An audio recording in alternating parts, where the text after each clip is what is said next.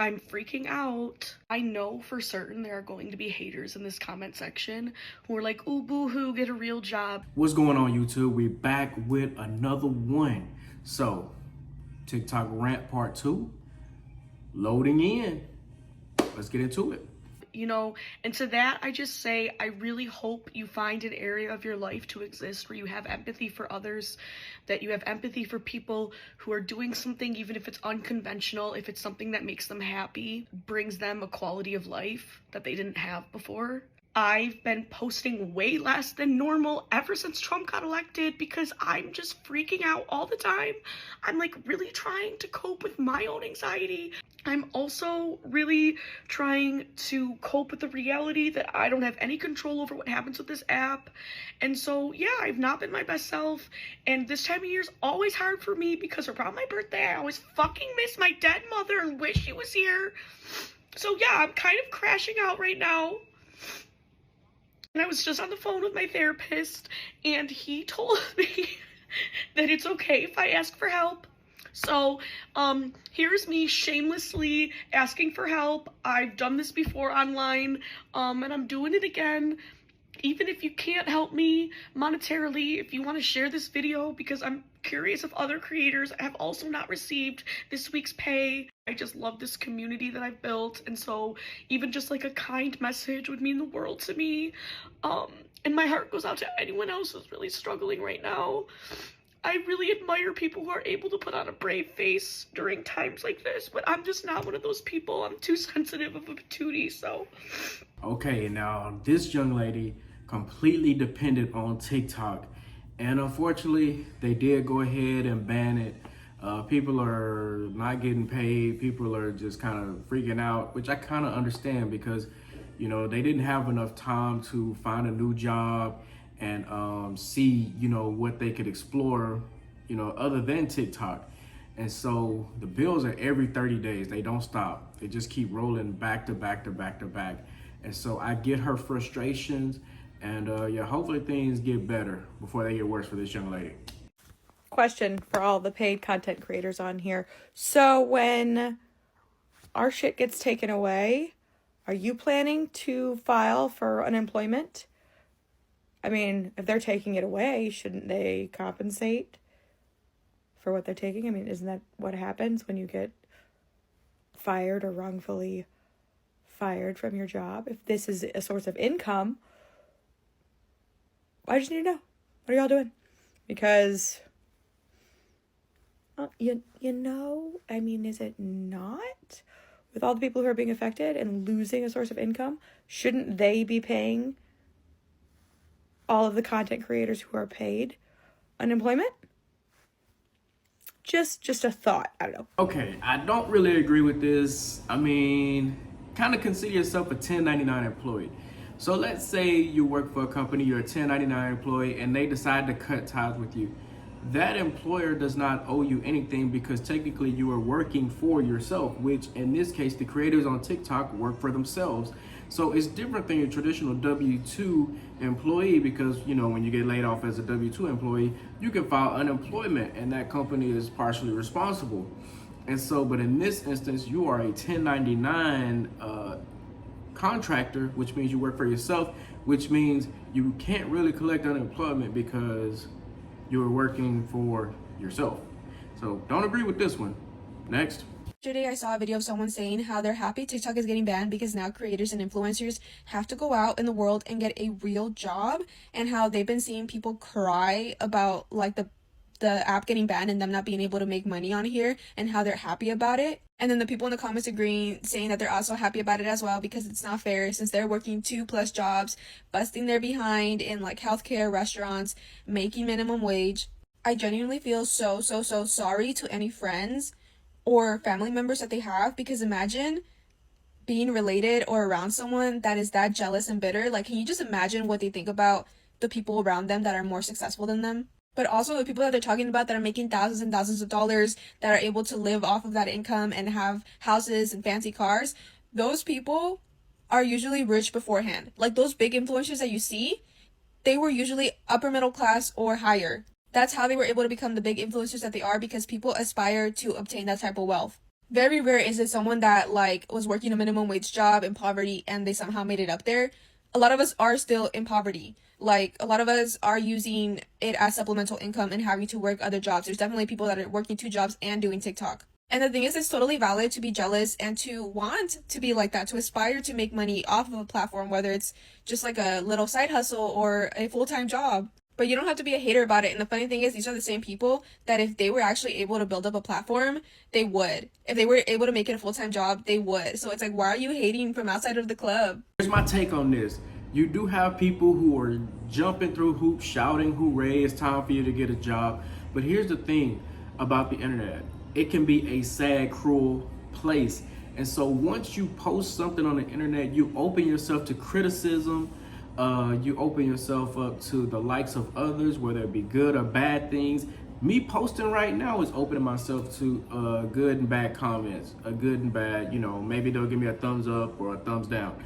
And so whenever you post something, especially for money on the internet, people have the right to feel how they feel. Just because you feel a certain way does not mean this other person should agree with you, okay? So we all have opinions, whether it be good or bad, and we just have to kind of stop, doing that whole, oh, well, me, I'm the victim. Sometimes we have to kind of put our big boy, big girl pants on and accept what has come to knock at our doorstep. Okay? Next. Oh my gosh, influencers are so out of touch. Why is everyone freaking out about the ban? Just go get a job. Let me explain this in the way that I have had to explain it to family members. Okay. Imagine that you landed a job that you were like so underqualified for, but is paying you so much money.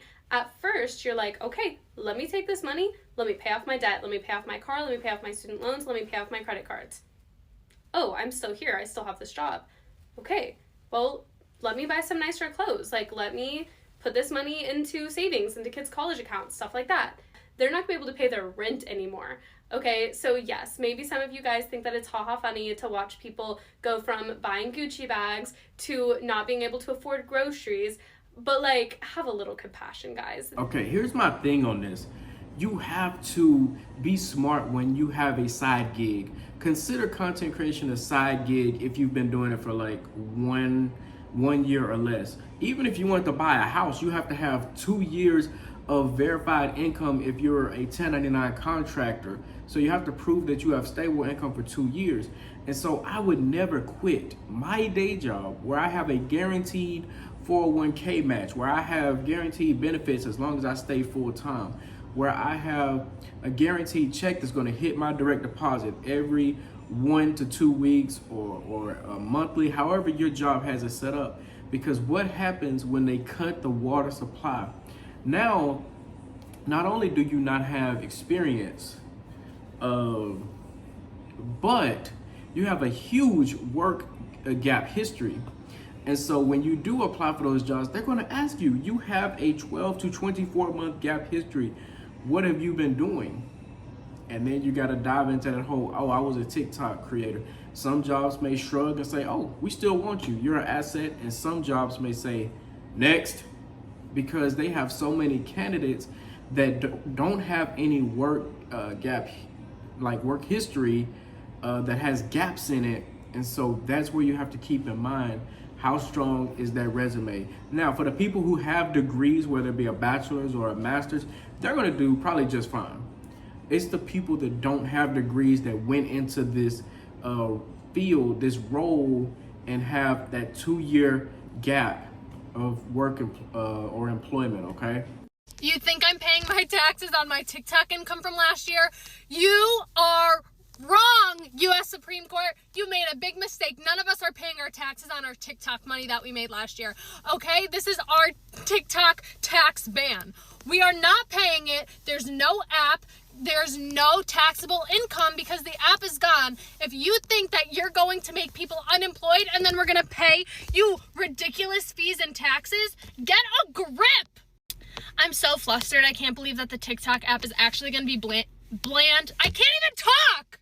Banned? I can't believe that it's going to be banned. Okay, baby girl, it don't work like that. That's called income tax evasion. And you can go to prison for that. They don't play about that, okay? So you trying to prove a point when the Supreme Court has already proved a point and told you what you're not gonna do and what they're not gonna stand for, and then you're gonna buck the system and say you're not gonna pay taxes? They're gonna tack interest on that money that you owe. Trust me, because at one point I owed the IRS and they had tacked interest on every month until I paid the balance in full. Thank you, it's paid off to this day. It's $0 balance. But still, keep thinking you're not gonna pay taxes, and 2 or 3 years later, they may not get you next year or the year after, but when they hit you with that audit, you're gonna owe something. Take it from somebody who has been through that. You're gonna owe something. I bought a 2025 car and bought a new 3-bedroom apartment with no plan in mind after TikTok getting banned. I've currently applied to McDonald's, Wendy's, and Taco Bell because I don't have any degrees and I've never worked a job in my life, so I don't think anywhere will hire me. Secondly, I will be selling all of my belongings. I'm convinced at this point that people who think that content creators need to just get a real job, it has to be rage bait, right? Because there's no way that people are that ignorant. I can't believe that. For those of you who aren't really familiar with it, let's do some critical thinking for a sec. Let's define what makes a job. You fulfill some sort of task, you are paid for the completion of that task. And maybe the government recognizes it so much so that you even have to pay taxes on it. Influencing, social media, all of that falls under all of those categories. Now that we've determined that it is in fact a job, what happens when people lose their jobs? They re-enter the job market. So everyone's saying get a real job, but trust me, you do not want these content creators off of this app entering the job market. Everybody is saying, oh, you're just mad about this ban because you have to go get a real job. Now you're going to have to go work a 9 to 5. Yeah, that's why I am mad. That's why I am upset.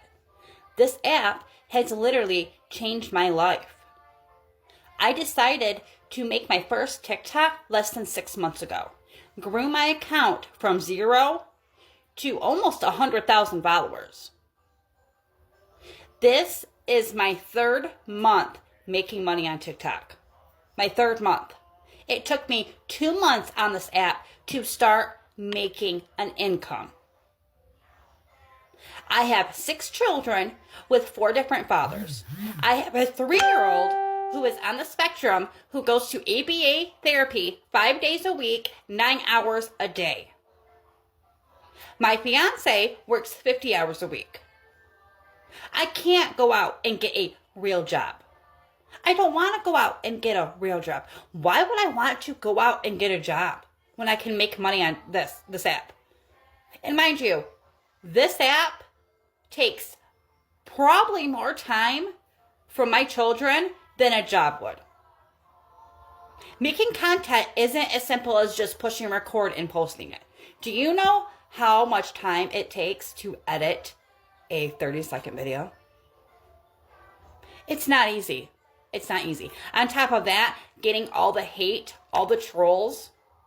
Because if you have a following, that you're going to have hate. You're going to have trolls. I literally don't even read my comments because I know if I did, I would quit. Hey, now I do understand this. You've been doing it for a while, and I get it. Going to work for someone can be the hardest thing, but that goes for the rest of us. Nobody really voluntarily wants to get up and punch a clock. We do what we have to do, and we put a smile on our faces. Now, me, I love my job. I love my profession. That's why I went to school for 7 years to do what I do. But some people, yeah, they get up and they're like a robot. Here we go again. It's Monday, it's Tuesday, it's Wednesday, it's Thursday, and they work their 9 to 5, and they go home Friday night, and they're dreading Monday already, knowing that they have Saturday and Sunday off, and it's just a revolving door for them. And so this is why you have to set yourself up for success and find a career, not a job. There's a difference. When you find a job, you're just working to pay the bills. When you find a career, not only do you get paid for it, but you love what you do in the process, okay? And this is that example right here. I have no idea how I'm gonna survive. This app was literally supposed to be my way out.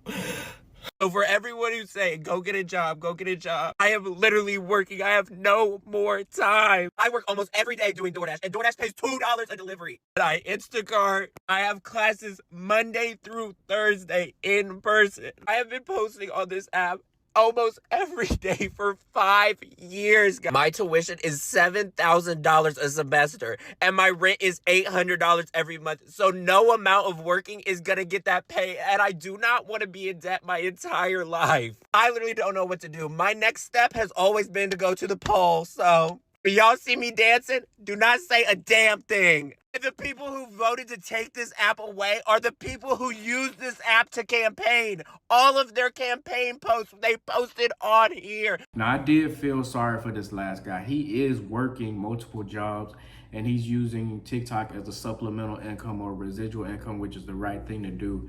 And some people can just not get ahead, and man, that was a tough video to watch. I empathize with him a lot on that because he's giving it his best and it's still not enough, and they're taking the source of income away, which is TikTok, which is huge for him. And that was a tough one to watch, I will say. I don't even have a rebuttal on that one. But that's the content for today, guys. Unfortunately, TikTok has come to an end, and hopefully maybe Trump can get it back open, back up and running. But I've told people this, it will not be the same, because the algorithm will be different if they bring that app back online, okay? If they do decide to turn it off tonight at midnight. So it's been real. Don't forget to like, leave a comment, subscribe. Let me know, did you depend on TikTok for residual income or your full-time job? Let us know. I'm out.